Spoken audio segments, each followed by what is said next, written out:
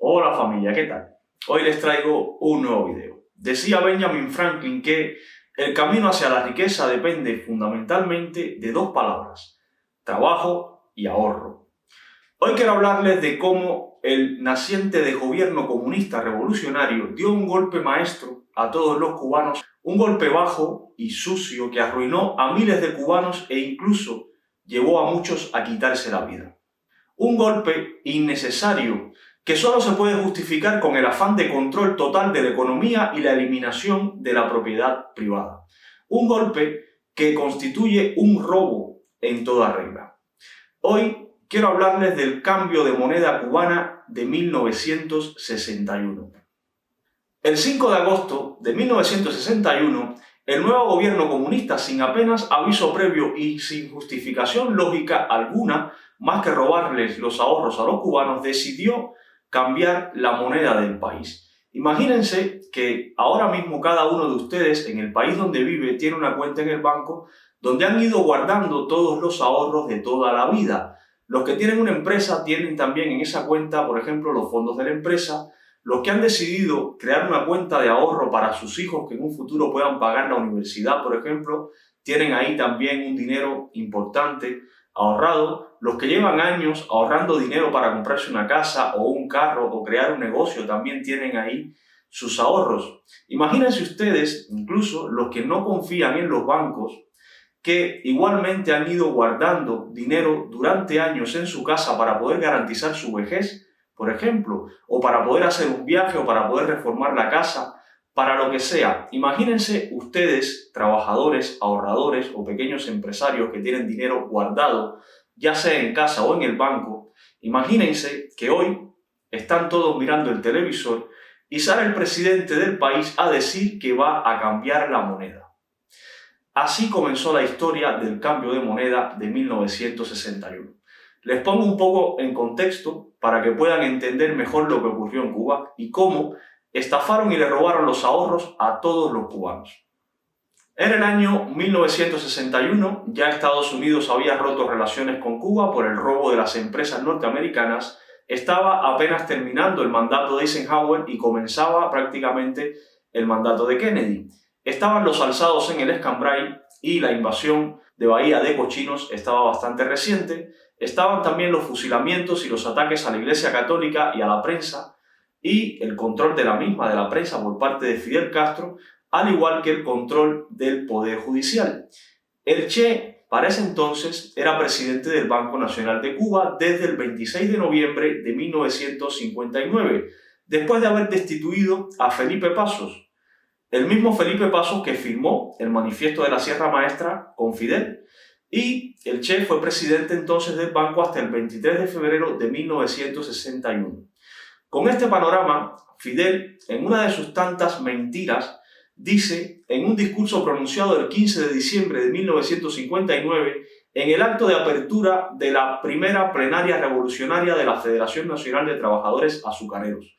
Leo: si tuvieran un poco más de sentido común, estarían durmiendo tranquilos, que nosotros, los papeles, no se los vamos a tocar. Al contrario, al defender nuestra economía, al defender nuestra reserva, estamos garantizando el valor de los papeles. Y el Che fue allí precisamente a fortalecer nuestros esfuerzos para defender nuestra economía y defender nuestra reserva, de manera que los papeles valgan. Pero si cometen la insensatez de estar haciendo campañas contrarrevolucionarias y llevarse los papeles del banco, los únicos que se van a perjudicar son ellos mismos. Cuando hacía referencia Fidel aquí a los papeles, hacía referencia evidentemente al dinero. Fidel, como pueden ver aquí, garantizaba el valor del dinero y los ahorros en el banco, pero en secreto al mismo tiempo ya estaba planificando el cambio de la moneda en Cuba. Una de las tantas mentiras de Fidel Castro que llevó al pueblo cubano a la ruina. El 4 de agosto de 1961, Fidel dicta la ley número 963 que establece el canje obligatorio de los billetes por otros billetes de nuevo diseño. La operación se llevó a cabo los días domingo 6 y lunes 7 de agosto de 1961, entre las 8 de la mañana y las 8 de la tarde de cada uno de estos días. Solo 2 días 2 días para cambiar toda la moneda circulante del país por otros billetes de nuevo diseño. Según la ley, el cambio se hacía porque había que controlar la impresión de billetes por parte de empresas extranjeras y asegurar que no existiera una fuga de capitales. Todo el dinero que no fuera cambiado el día 7 de agosto a las 8 de la tarde quedaba sin valor alguno. Los billetes de Cuba hasta ese momento se estaban imprimiendo en Estados Unidos y pasarían a imprimirse en la República Socialista de Checoslovaquia. Por tanto, ese interés de controlar las empresas extranjeras que imprimieran los billetes era falso, porque todos sabemos que Checoslovaquia estaba bajo el control de la Unión de Repúblicas Socialistas Soviéticas. Por tanto, la impresión de los billetes cubanos pasaba a estar bajo control soviético. Ahora, ¿cuál era el verdadero interés en cambiar los billetes? Recordemos al inicio del video cuando les dije, ¿se imaginan ustedes mismos con su dinero ahorrado en el banco o su dinero guardado en casa?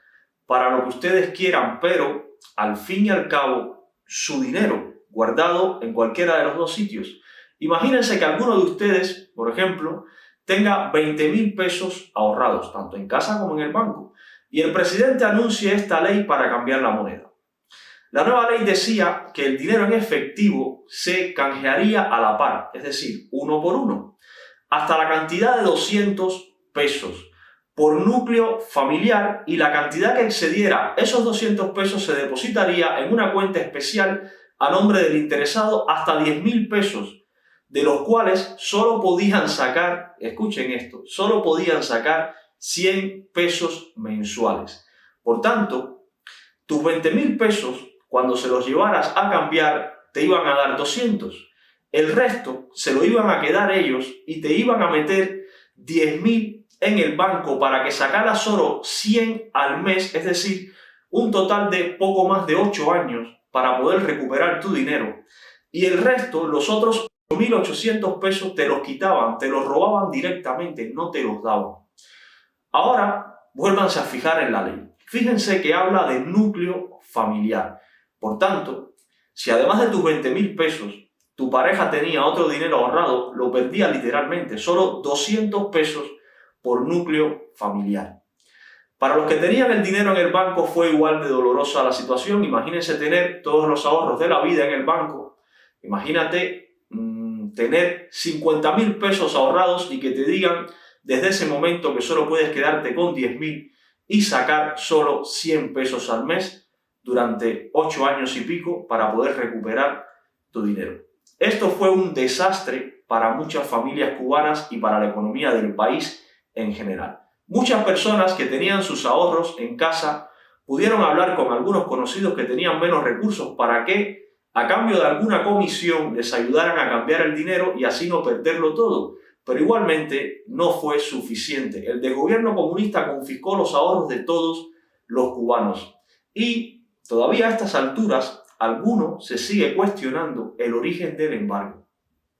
Toda esta operación se planificó y se ejecutó en estricto secreto desde la fabricación de los billetes hasta su transportación y la organización de las casas de cambio, que quedó en manos de las ORI, que eran las Organizaciones Revolucionarias Integradas, y en manos también de la FARC, de las Fuerzas Armadas Revolucionarias.